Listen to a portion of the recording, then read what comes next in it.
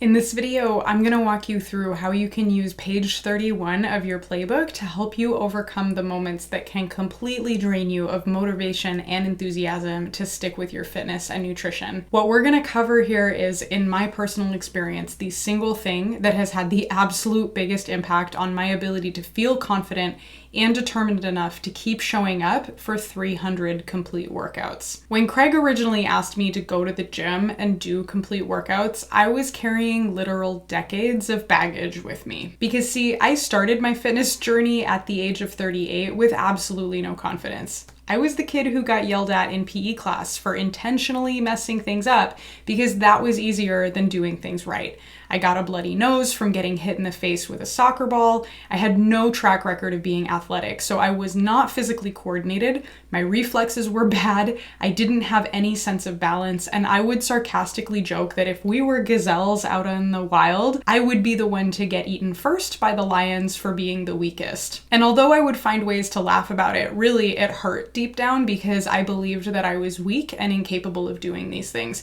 And putting down all of that baggage so I could just follow Craig's demonstrations and do the motions was a process. And I'm going to be completely honest with you, it wasn't easy every single time. My first week, I fell on the treadmill. Unfortunately, I followed Craig's advice about how to accelerate healing, but then the next day when I went to a gym class, the instructor asked me why I was moving so slowly, and when I told him that I had fallen on the treadmill the day before, he laughed in my face. And after that, of course, I healed and kept going and kept showing up, but there were still times that I was super triggered by lifting weights in the gym and seeing myself in the mirror, and even though I didn't actually cry during my workout, I was very close a couple of times. Craig calls all of these challenges tests of authenticity because as soon as we pass one test by proving how committed we are, there's another test waiting for us to prove our commitment again and again and again. So let me tell you, my authenticity was tested 3 to 4 days a week for months on end. And if you don't have a tool to help you deal with that and overcome it, it isn't possible to keep showing up. Because as soon as I would start to get confident about one tiny thing, there was always another challenge that could rock my confidence or my self-trust or my faith. But because of what I'm going to share with you, I was able for the first time in my life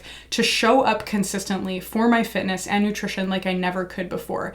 And the wonderful thing is that I did actually get to the other side. And it's really good over here. And I want that for you. And it's because I figured out how to change the conversation that I was having with myself silently in my own head and sometimes out loud with other people about what was possible for me in terms of fitness or nutrition. And because I've been able to change my thoughts, I've been able to take action and do things that used to be way, way outside of my comfort zone. And now, some days in the gym, when I'm just walking around and doing everything that Craig teaches, like especially when the gym is very busy and there are a lot of people, I have these surreal moments where I see myself in that environment from the outside and I'm like, whoa girl, you freaking made it. Like, you made it. Look at you now. I have come a long way, and that's how I know that it's possible for you too. And that's why I'm sharing this. Because maybe the real reason that you haven't prioritized your fitness or nutrition is that deep down, you believe something about yourself. The same way that I used to believe bad things about myself. The same way I would put myself down before anyone else could. And even if that's just a little bit true, even if there's just one unhelpful belief that you have about yourself, then I really hope that you will keep listening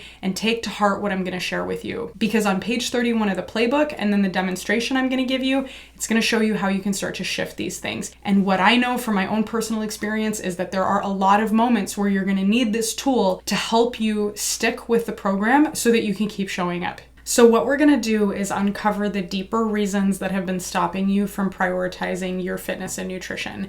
The activity that we're about to do can help you identify glass blocks that you might not even have realized were in your way.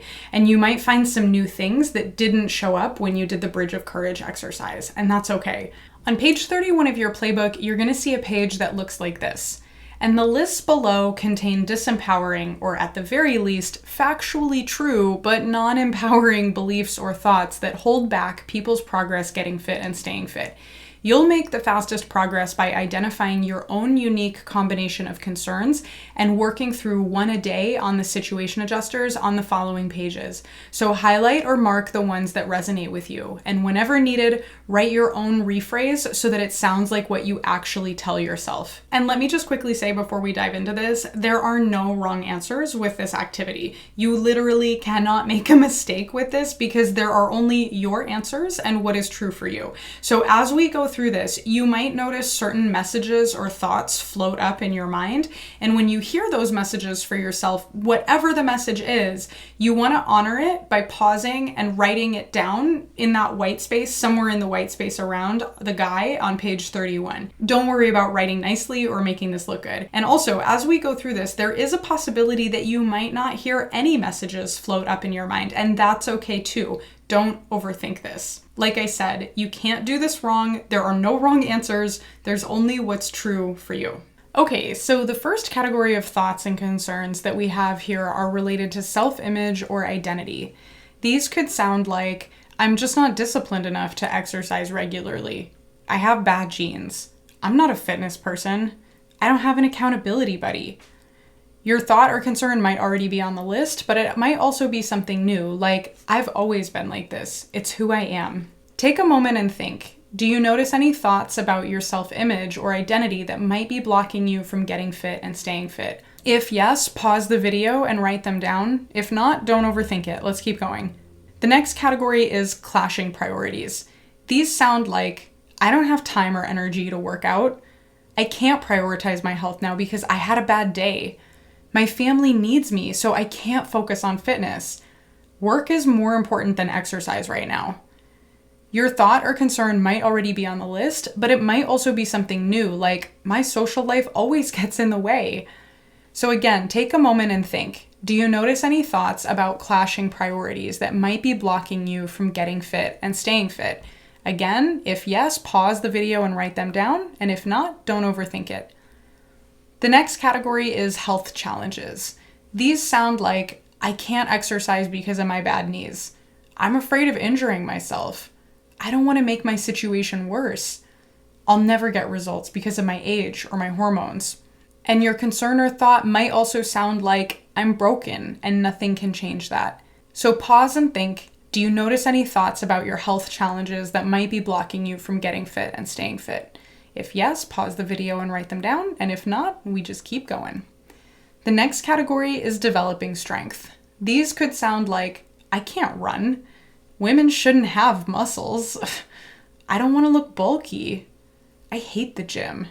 And it might also be something new, like, I'm gonna look stupid. Take a moment and think, do you notice any thoughts about developing strength that might be blocking you from getting fit and staying fit? If yes, pause the video and write them down. If not, don't overthink it, and let's keep going. The last category is food or nutrition. These could sound like, meal plans are so boring. I can't cook every day. It's hard to count calories. Cottage cheese is gross. And your thought might also be something new, like, I can't give up sugar. Take a moment and think, do you notice any thoughts about food or nutrition that might be blocking you from getting fit and staying fit? If yes, pause the video and write down whatever they are. If not, don't overthink it. Now that you've gone through this and identified your own unique combination of concerns, let's talk about how you can use situation adjusters to shift these conversations with yourself. This process that I'm taking you through next is not a hypothetical. It's actually true, and it's something that I dealt with on multiple occasions. Now, the process may seem simple, but don't underestimate it. It's incredibly effective. When I look back and think about what is directly responsible for changing me from one of the 80% of Americans who do not have a gym membership to being one of the 3.6% of Americans who use their gym membership at least 3 times a week, a lot of credit goes to the situation adjuster. Okay, so for real, here's how I used situation adjusters. So I might say something like, I'm just not a fitness person. And then my intention going into this space of working out is something like, do I look bad? Am I doing this right? Because I'm so insecure and preoccupied, worried about how it looks. And if I'm being really hard on myself on a particular day, it could be a lot more disempowering, like, I suck at this working out stuff. And then my intention takes a nosedive down. I can't do this move. I'm weak. I'm bad at XYZ and I look stupid. Like I said, there were a lot of times that I was trying to do Craig's complete trainings and these thoughts would come up. And it was because of what I did next that actually helped me move past it. So what I noticed is what I needed to be done with. I'm done with embarrassment and shame because it's clearly not helping, and everyone starts somewhere, and I'm actually pretty good at learning. And I release questions and self-criticism because I need to be encouraging myself if I'm ever actually gonna get confident with this stuff. And so once I was clear that I needed to let go of embarrassment and shame and questions and self-criticism, I was able to reframe the situation in a more empowering light. For example, I care about my health. I am showing up for it right now and I'm just gonna do my best with it.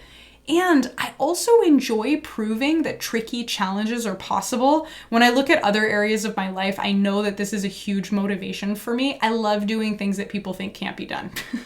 And then we need to look at step number 4, what I'm grateful for. So first of all, Craig's guidance, my track record of learning. And if I look at other areas of my life, there's a lot of that. All the challenges that I overcame, maybe not yet in the gym at that point, but other places I did. The treadmills right now are in the back, so I can get a little bit of privacy trying things here. Not everybody is actually looking at me right now.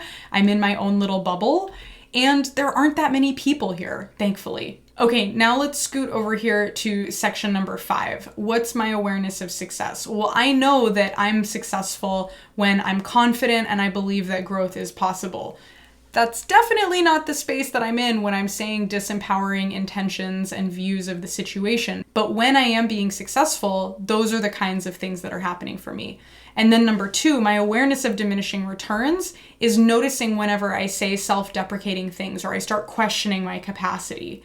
And my reset action, this is where the magic happened right here. Every time that I started getting really triggered, I would do one of these reset actions and it was the most effective thing. Even though it seemed so crazy, I was like, no way, that can't possibly work. There's just no way that it could actually be that simple. But my reset action, dozens and dozens of times, was to flip it.